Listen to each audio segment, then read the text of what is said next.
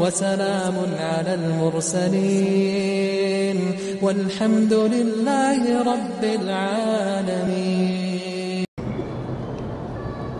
علامہ اقبال مرحوم نے لکھا ہے کہ میں ایک دفعہ کمیونسٹ ملکوں میں گیا تو میں نے جب وہاں دیکھے نا جی وہ مجھے لے گئے سیر کے لیے، بڑے بڑے پارک تھے تو پھول لے رہا رہے تھے اور درخت سبزہ، اور یہ دیکھ کے میں ہر بات پہ حیران ہوتا، میں کہتا ماشاء اللہ سبحان اللہ، اللہ تیری قدرت ہے۔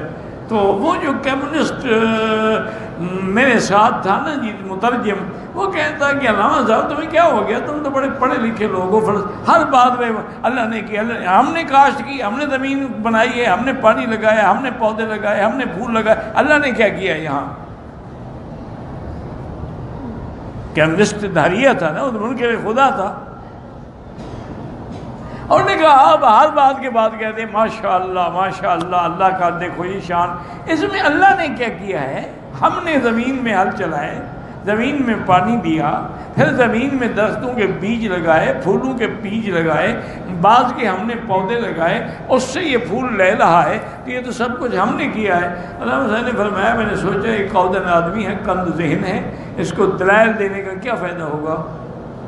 تو میں نے ایک پھول توڑا، سبحان اللہ، سونگا، میں نے کہا سونگ، ایک کہتا ہے یہ تو گلاب ہے، میں نے کہا اس کے اندر خوشبو کس نے ڈالی ہے؟ پھول تو تم نے اگایا ہے لیکن خوشبو اس میں کس نے ڈالی ہے؟ اور مجھے یہ بتاؤ یہ گلاب کالا ہے، یہ پیلا ہے، یہ لال ہے، یہ بخت، اس کو رنگ کس نے دیا ہے؟ کون سی فیکٹری سے تم کلر لے آئے تھے؟ اب اس کی زبان بند ہو گئی۔ میں نے کہا یہی بات ہے، جہاں زبانیں گنگ ہو جائیں ماننا پڑے گا کہ اللہ نے کیا ہے، اور کون کر سکتا ہے؟ تو اللہ کا جو نظام ہے، اور پھر یہ دیکھیں کہ ایک بات اور بھی یاد رکھ لیں کہ بعض علماء نے، مفسرین کرام نے، اللہ ان کی قبروں پہ کروڑوں رحمتیں کرے، انہوں نے ایک نیا استدلال بھی کیا ہے۔ انہوں نے کہا کہ جن جن درختوں کا اللہ نے قرآن میں ذکر کیا ہے نا، لازماً ان کا فائدہ زیادہ ہے، ورنہ تو جمع کہہ دیتے نا من کل الثمرات من کل الاشجار، لیکن نام لیا ہے کہ والزیتون والنخیل والاعناب، زیتون اور کھجور اور انگور۔ ایک ہمارے بزرگ تھے، ڈاکٹر بھی بہت بڑے تھے، تو وہ جناب ہمیشہ یہ کہتے تھے کہ مکی صاحب میں نے بڑی بیماریوں میں یہ تجربہ کیا ہے کہ انجیر کا ایک دانہ ہو اور زیتون کے 7 دانے ہو، آدمی کھانے میں رکھ لے، ناشتے میں رکھ لے، کہیں رکھ لے۔ میں نے کہا قرآن میں انجیر کا نام ایک دفعہ آیا ہے، زیتون کا نام 7 جگہ آیا ہے، تو اس کا معنی یہ کوئی حکمت تو ہے نا پھر اس عدد میں کہ زیتون کو تو اللہ نے 7 دفعہ ذکر فرمایا ہے، اور والتین والزیتون، اور انجیر کو 1 دفعہ ذکر کیا ہے۔ ایک آدمی بہت بیمار تھے، شدید بیمار تھے، لا علاج یعنی امراض میں گھرے ہوئے تھے، تو انہوں نے خواب دیکھا کہ ایک بزرگ نے خواب میں فرمایا کل اللامین، 2 لام کھایا کرو۔ اب وہ پریشان ہو گئے، یہ 2 لام کیا مانا؟ لام لکھ کے کھا جاؤں؟ وہ بڑا پریشان ہوا۔ تو اس زمانے میں محمد بن سیرین رحمۃ اللہ علیہ کا دور تھا، جو علم التعبیر میں امام تھے، خوابوں کی تعبیر دینے میں اپنے وقت کا امام تھا۔ ان کی بڑی کتابیں ہیں تعبیر الرؤیا پر، وہ ان کی خدمت میں آئے۔ انہوں نے کہا حضرت مجھے یہ تکلیف ہے، اس کا علاج نہ ڈاکٹروں کے پاس ہے نہ حکیموں کے پاس ہے، لیکن میں نے رات روتے روتے سویا تو خواب میں دیکھا کہ ایک بزرگ کہہ رہے ہیں اللہ کے بندے کل اللامین، 2 لام کھاؤ۔ اب میں پریشان ہوا حضرت میں 2 لام کہاں سے لے آؤں؟ میں پریشان ہونے کی بات ہے، قرآن میں موجود ہے۔ حیران ہو گیا ہو، انہوں نے کہا کیسے؟ انہوں نے کہا زیتونۃ لا شرقیۃ ولا غربیہ، زیتون کا ایسا درخت ہے جو نہ شرقی ہے نہ غربی ہے، دو لام ہے کہ نہیں ہے؟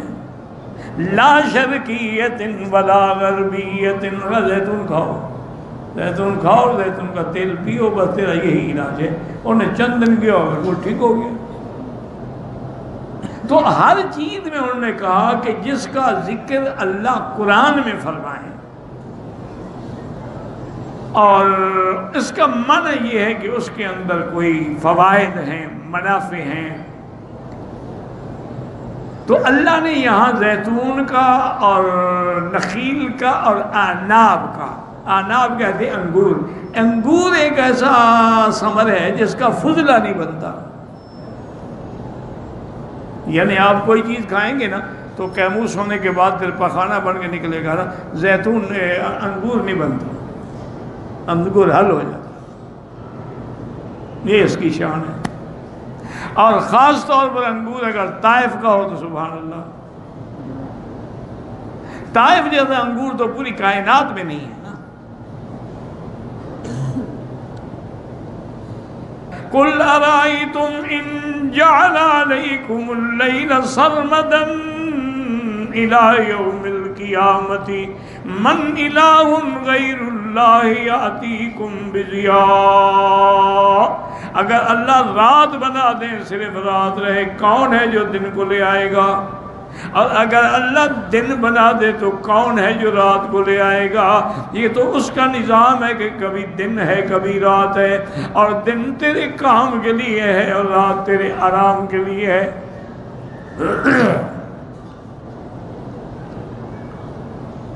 وَجَعَلْنَا النَّهَارَ مَعَاشًا، دن کام کے، وَجَعَلْنَا اللَّيْلَ لِبَاسًا، اور رات آرام کے لیے ہے۔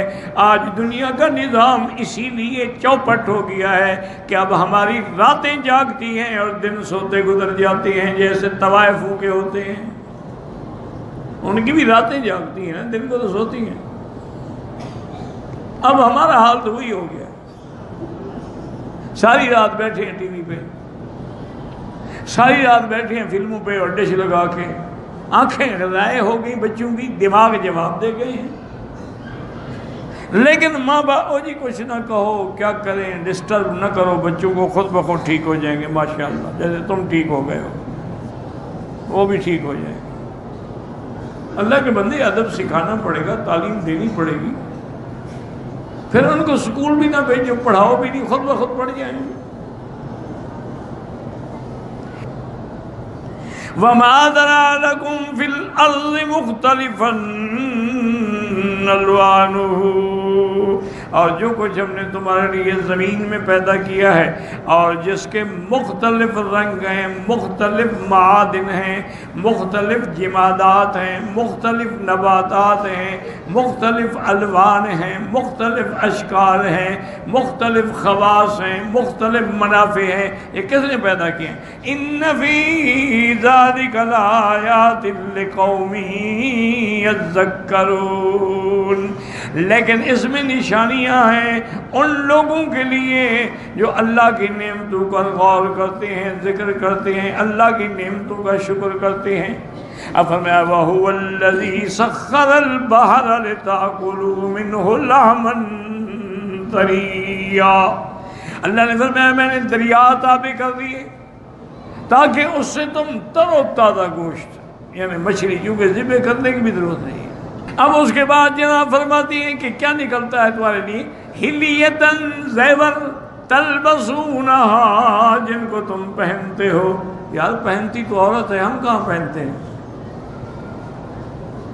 قرآن میں ہے وہ حلیتاً تلبسونہا کہ زیور جس کو تم پہنتے ہو۔ کہاں مرد کہاں زیور پہنتا ہے؟ تو علماء نے فرمایا عورت جو پہنتی ہے مرد ہی کے لیے تو پہنتی ہے نا، وہ بھی تو اپنے خامد کے لیے بنتی سمجھتی ہے نا، اور کس کے لیے پہنتی؟ تو جب اس نے تیرے لیے پہنا تو گویا کہ تم نے بھی پہنا۔ اور بعض علماء نے فرمایا کہ آدمی بھی اچھی اچھی انگوٹھی پہن لیتے ہیں تو گویا کہ تم بھی پہنتے ہو۔ اب لحمن طریہ پہ یاد رکھیں ایک بڑا تاریخی واقعہ ہے۔ ایک آدمی نے قسم کھائی کہ واللہ لا آکل اللحم، مجھے اللہ کی قسم ہے میں گوشت نہیں کھاؤں گا. قسم کھا لی. اس کے بعد اس نے مچھلی کھا لی. پھر خیال آیا یار میں نے تو قسم کھائی تھی کہ گوشت نہیں کھانا. تو حضرت سفیان ابن عیینہ رحمۃ اللہ علیہ کی خدمت میں گیا. انہوں نے کہا حضرت میں ایسے قسم کھا بیٹھا تھا اور میں نے اب مچھلی کھائی ہے، کیا میری قسم ٹوٹ گئی؟ فرمایا ہاں بالکل ٹوٹ گئی، کفارہ ادا کرو. وہ اسی کفارے سے بچنے کے لیے مولویوں کے پاس جا رہا تھا. اب بھی لوگ مولویوں کے لیے اپنے غرض سے جاتے ہیں نا، کوئی عقیدت سے نہیں جاتے ہیں. ان کے مقاصد ہوتے ہیں، فوائد ہوتے ہیں. وہ ابو حنیفہ رحمۃ اللہ، ان کا زمانہ ایک ہے، امام ابو حنیفہ سفیان ابن عیینہ کا. ان کی خدمت میں آیا. انہوں نے کہا حضرت میں نے قسم کھائی تھی کہ لا آکل اللحم، لحم نہیں، گوشت نہیں کھاؤں. میں نے مچھلی کھا لی تو میرے اوپر کفارہ؟ میں کوئی کفارہ نہیں. انہوں نے کہا سفیان ابن عیینہ فرماتے ہیں کفارہ ہے. آپ فرماتے ہیں کوئی کفارہ نہیں. اب میں کہاں جاؤں؟ انہوں نے بولا اچھا پھر ایک دفعہ پھر پوچھ لینا. ممکن ہے حضرت کسی خیال میں ہوں، اتنا بڑا محدث ہے، اتنا بڑا عالم. دوبارہ جب گیا تو سفیان ابن عیینہ کو غصہ آ گیا. میں نے کہا کہ ابو حنیفہ کہتے ہیں کوئی کفارہ نہیں. اچھا. انہوں نے کہا کیا مطلب حضرت؟ انہوں نے کہا قرآن نے مچھلی کو کہا ہے لحمن طریا، گوشت تازہ. تم نے بھی قسم گوشت نہ کھانے کی کھائی تھی، تو مچھلی جب کھا لی تو گویا گوشت کھا لیا، تمہاری قسم ٹوٹ گئی. امام صاحب کہتے قرآن کی مخالفت کرتے ہیں. وہ بندہ پھر آ گیا امام صاحب اور نے کہا جی حضرت ناراض ہو گئے. وہ کہتے ہیں ابو حنیفہ خالف کتاب اللہ، اللہ کے قرآن کی بھی مخالفت کرتا ہے. انہوں نے کہا کیا میں نے مخالفت کی؟ انہوں نے کہا قرآن میں نہیں ہے لحمن طریا. انہوں نے کہا ٹھنڈے ہو جاؤ، ناراض نہ ہو، 2 دن کے بعد آنا، ابھی کفارہ نہ دینا. اس کے تو پیسے بچ رہے تھے نا. انہوں نے کہا ٹھیک ہے 2 دن صبر کر لیں گے. وہ 2 دن کے بعد ہے. انہوں نے کہا اس آدمی کو لے جاؤ، تم دور بیٹھے رہنا، یہ جا کے حضرت سے سوال کرے گا کہ حضرت میں نے قسم کھائی تھی کہ واللہ لا انام علی الفراش، کہ میں خدا کی قسم بستر پہ نہیں سوؤں گا، لیکن میں زمین پہ سو گیا، تو کیا میری قسم ٹوٹ گئی؟ اس نے آ کے حضرت سے مسئلہ پوچھا. انہوں نے کہا نہیں ٹوٹی، تم نے قسم کھائی تھی بستر پہ نہیں سوؤں گا، تم تو مٹی پہ سوئے ہو.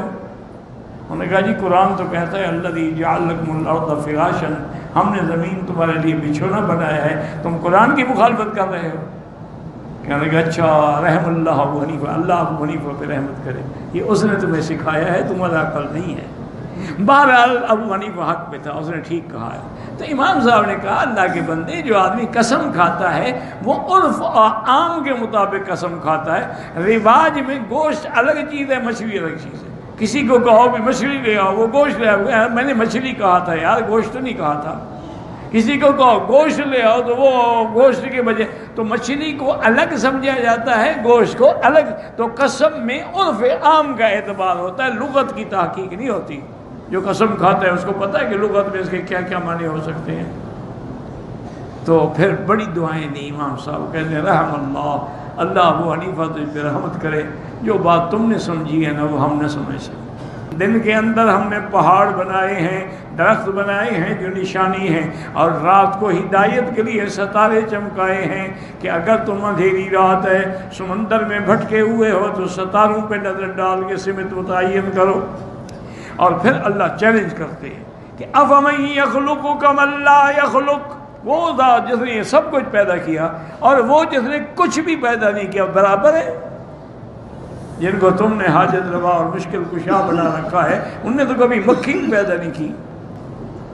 افلا تذکرون، کیوں نہیں تم نصیحت پکڑتے؟ وَإِن تَعُدُّوا نِعْمَةَ اللَّهِ لَا تُحْصُوهَا، اللہ کی نعمتیں اتنی ہیں اگر گننا چاہو تو تم گن بھی نہیں سکتے ہو۔ تمہارے اپنے بدن میں دیکھو کتنی اللہ کی نعمتیں ہیں، کہیں بال رکھے ہیں، کہیں آنکھیں رکھی ہیں، کہیں ناک رکھا ہے، کہیں قوت خمسہ رکھے ہیں، کہیں قلب رکھا ہے، کہیں دماغ رکھا ہے۔ یہ سب نے کس نعمت کا شکر کرو گے یا جھٹلاؤ گے؟ ان اللہ لغفور رحیم، مانا یہ ہے کہ تم ان نعمتوں کے بعد بھی اللہ کا شکر نہیں کرتے ہو اور غیروں کو سجدے کرتے ہو۔ یہ تو وہ مہربان ہے، رحمت کرنے والا ہے، ورنہ تو ساری دنیا کو ہلاک کر دیں۔ واللہ اعلم۔ مستورات بھی تبلیغی جماعت میں جا سکتی ہیں، فلمیں دیکھ سکتی ہیں، تبلیغ نہیں کر سکتی۔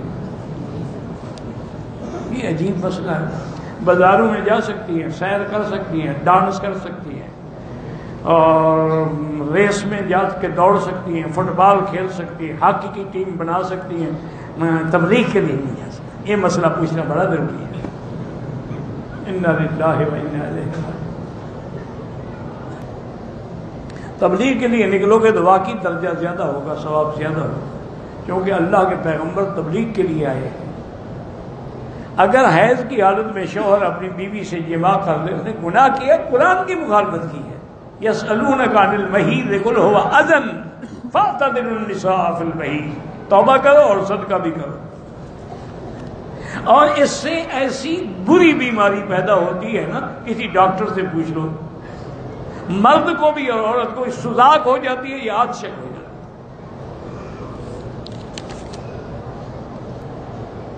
بیوی کے لیے بالوں کو کلر لگائیں گے، کیوں؟ بیوی کو تو تیری جوانی کا پتہ ہے، کلر لگانے کا کیا فائدہ ہوگا؟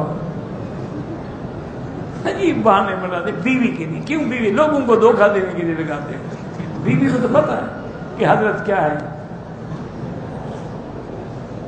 جمعہ کے دن عصر کی نماز کے بعد بیٹھ کے درود شریف پڑھتے ہیں، اس کی بڑی فضیلت ہے، کیونکہ اسی عصر سے مغرب تک ایک گھڑی ہے جس کو ساعہ مستجابہ کہتے ہیں، کہ جو دعا مانگو گے قبول ہو جائے۔ میری بیوی میرے ساتھ میرے حقوق ادا نہیں کرتی تو گناہ گار ہے، اور ایسی عورت پہ اللہ کے فرشتے لعنت بھیجتے ہیں۔ لیکن اس کو تم مہلت دو، اگر ٹھیک نہ ہو تو ایسی عورت کے رکھنے کا کیا فائدہ؟ بھی عورت کھانے پکانے کے لیے تو نہیں ہوتی، حقوق ادا کرنے کے لیے ہوتی۔ کھانا تو آدمی ہوٹل سے بھی کھا لیتا ہے، کپڑے آدمی دھوبی سے بھی دھلوا لیتا ہے۔ بہرحال اگر وہ ٹھیک نہ ہو طلاق دے دو۔ شادی کو 22 سال ہو گئے، اولاد میں، پہلے علاج کراؤ کہ نقص میاں میں ہے یا بیوی میں ہے، پھر دعا کرو۔ ایسے نہیں، اسباب بھی ہوں اور دعا بھی ہوں۔ یعنی وہ ہے نا کہ شیخ سعدی نے فرمایا نا، گھوڑے کے اونٹ کے پاؤں بھی باندھو، پھر توکل بھی کرو۔ کرسی پر اگر معذور ہو تو بیٹھ کے نماز پڑھ سکتا ہے، کھڑا ہو سکتا ہو تو پھر نماز نہیں ہوتی۔ حضور نے فرمایا کہ بدبودار چیز استعمال کر کے مسجد میں نہ آیا کرو، حتیٰ کہ جو آدمی بصل کھائے یا تھوم کھائے کچا اور اس سے ہوا آ رہی ہو، فلا یقربن مصلانا، ہماری جماعت میں نہ آئے، تاکہ دوسرے کو ایذا کا سبب نہ بنے۔ پتہ ہوا تو بدبو نہیں ہوتی نا۔ جو آدمی دور سے درود شریف پڑھتا ہے حضور پہ پہنچایا جاتا ہے، اور جب واجہ شریف میں آ کے صلاۃ والسلام پڑھتے ہیں، حضور نے فرمایا میں سنتا ہوں، باقی اللہ اعلم۔ ربنا تقبل منا انک انت السمیع العلیم وتب علینا انک انت التواب الرحیم۔ اللہم صل علی سیدنا محمد وبارک وسلم۔ یا اللہ یا اللہ یا اللہ یا رحمان یا رحیم یا حی یا قیوم یا ذا الجلال والاکرام، یا الہنا الہ کل شیء الہا واحدا لا الہ الا انت۔ اللہم انت المیسر لکل عسیر وانت علی کل شیء قدیر۔ یا لطیف الطف بنا فی تیسیر کل عسیر فإن تیسیر کل عسیر علیک یسیر۔ اللہم یسر امورنا وامور اولادنا واولاد اولادنا وبناتنا واخواننا واخواتنا وامور من اوصانا واستوصانا برحمتک یا ارحم الراحمین یا ارحم الراحمین۔ لا تجعلنا من القانتین ولا تردنا عن بابک خائبین۔ اللہم لا تجعلنا مزغة للمازغین، لا تجعلنا عقدة للآكلين، لا تجعلنا فتنة للقوم الظالمين۔ اللهم احفظ سائر بلاد المسلمين، هذا البلد الأمين فجر آمنا مطمئنا سخاء رخاء الى یوم الدین۔ اے اللہ حضور کی پوری امت کو توحید کا فدائی بنا اور مدنی پاک کا شہدائی بنا، اور سب کو توحید پہ قائم و دائم فرما، اور دین کی تبلیغ کرنے کی توفیق عطا فرما، اور جو لگے ہیں ان کی قدم قدم پہ مدد فرما۔ ربنا تقبل منا انک انت السمیع العلیم وتب علینا انک انت التواب۔ صلی اللہ تعالی علی خیر خلقہ سیدنا محمد وعلی